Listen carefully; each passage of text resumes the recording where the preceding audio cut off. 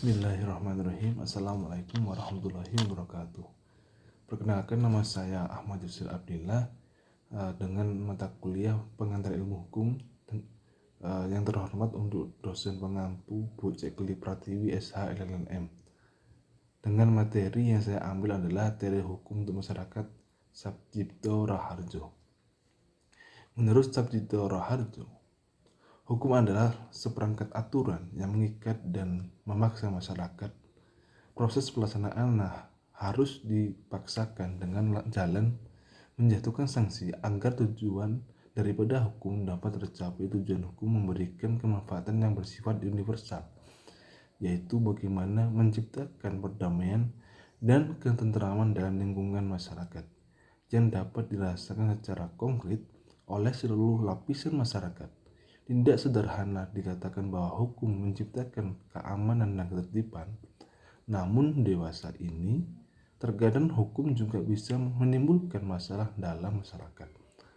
Kurang berhati-hati dalam membuat hukum akan menimbulkan risiko bahwa hukum malah menyusahkan atau menimbulkan kerusakan dalam masyarakat. Baik, yang pertama, 1. Karena itu hukum yang diberlakukan dalam masyarakat harus sesuai dengan nilai-nilai yang hidup dalam masyarakat. Terlaksananya ketertiban dalam suatu masyarakat sangat ditentukan oleh beberapa faktor. 2. Yaitu pertama, struktur.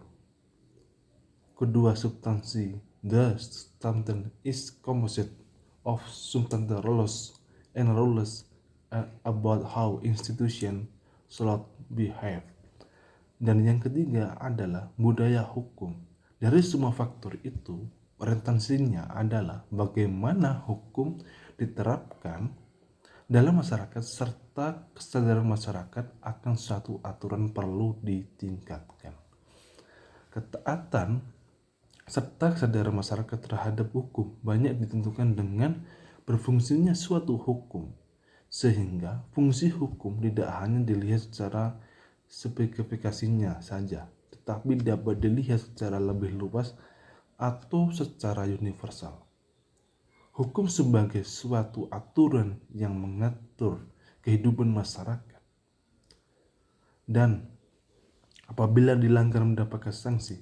Menjatuhkan sanksi merupakan salah satu faktor yang mendorong masyarakat untuk mentaati suatu aturan, sehingga fungsi hukum juga dapat diimplementasikan dalam masyarakat.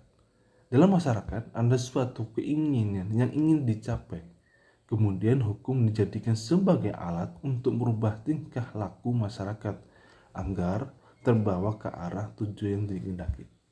Jadi hukum itu adalah sebuah aturan yang mengikat yang harus kita laksanakan, karena sifatnya yang mengikat. Yang pertama ya, poin intinya adalah yang mengikat dan memaksa. Oleh karena itu kita sebagai masyarakat harus mentaatinya dan melaksanakannya. Karena kalau kita tidak melaksanakan berdasarkan penjelasan Prof. Dr. Sabjito Raharjo tadi, kita akan mendapatkan sanksi dari negara. Selanjutnya, yang ketiga adalah keberadaan hukum dalam masyarakat adalah sebagai suatu fenomena yang harus dioperasikan dalam masyarakat.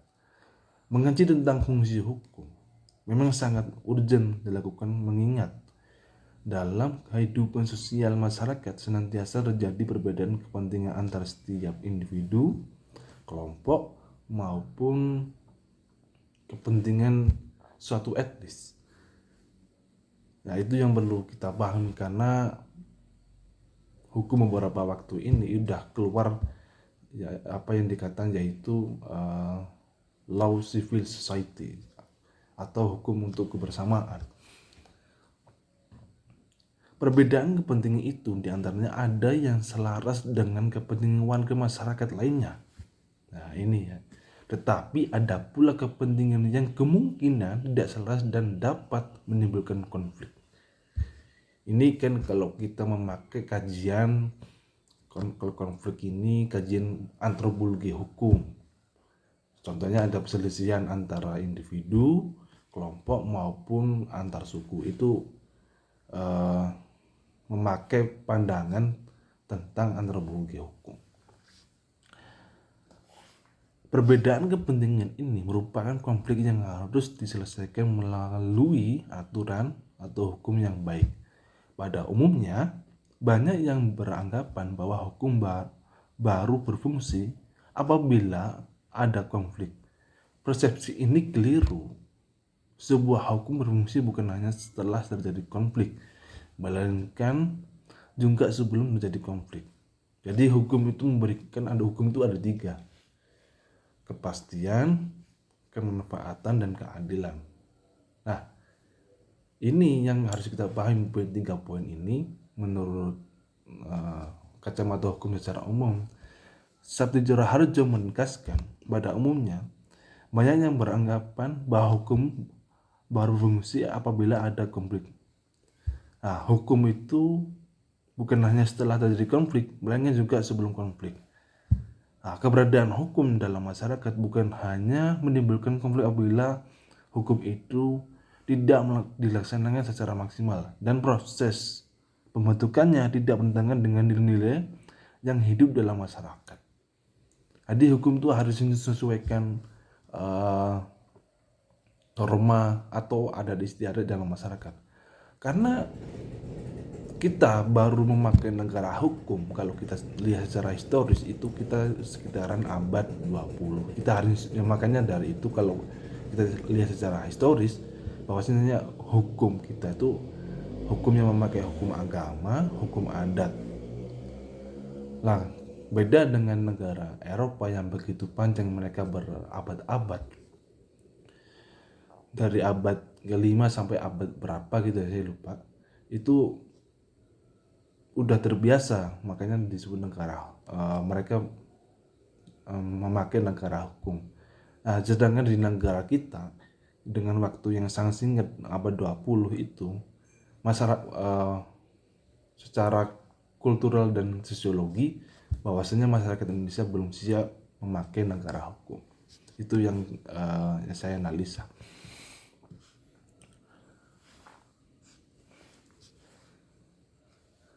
Nah, hukum itu tidak dilaksanakan secara maksimal dan proses pembentukannya tidak bertentangan dengan nilai yang hidup dalam masyarakat. Dengan demikian, fungsinya tindakan hukum itu tergantung bagaimana hukum itu diaplikasikan dan diimplementasikan dalam masyarakat. Fungsi hukum dalam masyarakat, hukum merupakan aturan yang berlaku dalam masyarakat dengan tujuan untuk menyelesaikan segala konflik yang terjadi dalam masyarakat. Masalah atau konflik sama terkait tidak dapat dihilangkan di permukaan bumi. Walaupun demikian, kita tetap membutuhkan aturan untuk mengatur masyarakat dan sedapat mungkin meminimalisirkan masalah atau konflik yang terjadi dalam masyarakat. Karena apa? Terjadinya bumi ini jika aturan itu tidak ada, hukum yang berlaku punya tujuan hukum itu dapat tercapai jika hukum itu dapat berfungsi dalam masyarakat.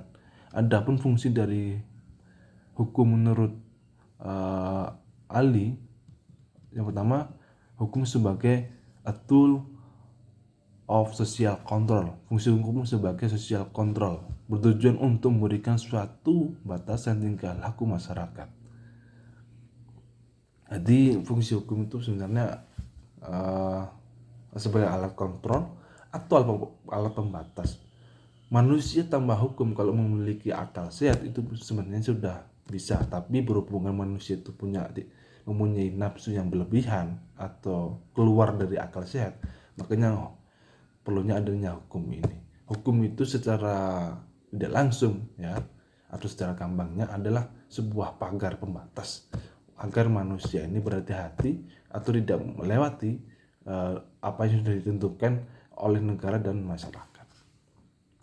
Yang kedua, fungsi hukum sebagai a tool of engineering. Fungsi ini sebagai sarana rekayasa sosial yang mengubah masyarakat dengan menciptakan perubahan-perubahan dalam masyarakat menuju kemajuan yang terencana. Jadi fungsi hukum itu sendiri berdasarkan apa yang terjadi di sosial. Contohnya seperti terjadinya tindak pembunuhannya tiba-tiba, itu kan sebuah rekayasa sosial yang tidak kita ketahui sebelumnya. Ya, terjadinya pembunuhan di dalam keluarga maupun dalam masyarakat itu sendiri. Yang mula kita tidak mengira bahwasanya itu terjadi dalam lingkungan kita atau sekitaran kita. Maka dari itu hukum itu sebagai rekayasa sosial dalam penegakannya. Oleh karena itu kita sebagai akademisi hukum perlu diketahui bahwasanya hukum itu ya tidak terjadi secara tiba-tiba, tapi harus kita kaji secara mandiri. Yang terjadi, sebab terjadinya ini karena apa dan apa. Terima kasih. Kurang lebihnya saya mohon maaf. Astagfirullah khairat. Assalamualaikum warahmatullahi wabarakatuh.